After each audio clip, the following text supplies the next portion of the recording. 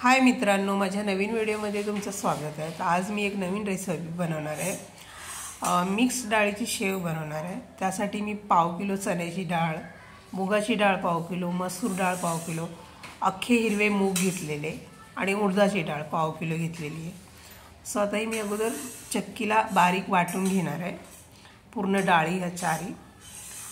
आता ही आपली डाळ वाटून झालेली आहे आणि ह्यामध्ये मी थोडं ज्वारीचं पीठ पण घेतलेलं आहे आणि आता मी परातीत घेऊन त्यामध्ये जिरे टाकले। जिरे टाकून झाल्यावर त्यामध्ये मी अर्धा चमचा तीळ टाकणार आहे सफेद, हळद टाकली अर्धा चमचा, मीठ टाकले चवीनुसार आणि ह्याच्यामध्ये मी धना पावडर टाकली अर्धा चमचा। तुम्ही लाल तिखटही घेऊ शकता, पण मी मिरची वाटलेली घेतली कारण मला थोडी स्पायसी करायची होती। आणि मिरची फक्त लसूण, मीठ आणि मिरची वाटलेली बस लालवाली। आता आपली मिरची टाकून मी पीठ मळून घेते।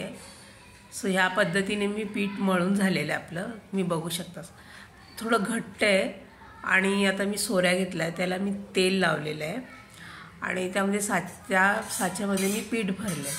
थोडं कमी भरायचं पीठ ह्याच्यामध्ये आणि अशा पद्धतीने ढाकण लावून घ्यायचं सोऱ्याचं। तर मी तेल गरम करायला ठेवलं आहे। सो मी आता तेलामध्ये हे शेवया पाडते। तुम्ही बारीक साच्याचे पण करू शकता, मी थोडी जाड पाडणार आहे ह्या पद्धतीने आणि मी इंडक्शनवर बनवते।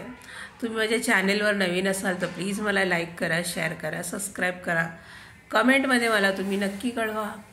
सो या पद्धतीने मी शेव बनवलेली आहे आणि थोडंसं मी याच्यामध्ये एक वाटी तांदळाचं पीठ पण घेतलं होतं, ते मी दाखवलं नाही तुम्हाला। सो अशा पद्धतीने मी शेवया बनवल्यात घरी। शेव तिखटही तुम्ही फिक्की बनवू शकता। सो आपली झालेली आहे, परत दाखवते तुम्हाला। ह्या पद्धतीने मी शेव बनवलेली आहे सोयामध्ये। सो अशा पद्धतीने मी शेव बनवलेली आहे, तुम्ही बघू शकता। सो माझा व्हिडिओ तुम्हाला आवडला तर प्लीज मला लाईक करा, शेअर करा, सबस्क्राईब करा। थँक्यू।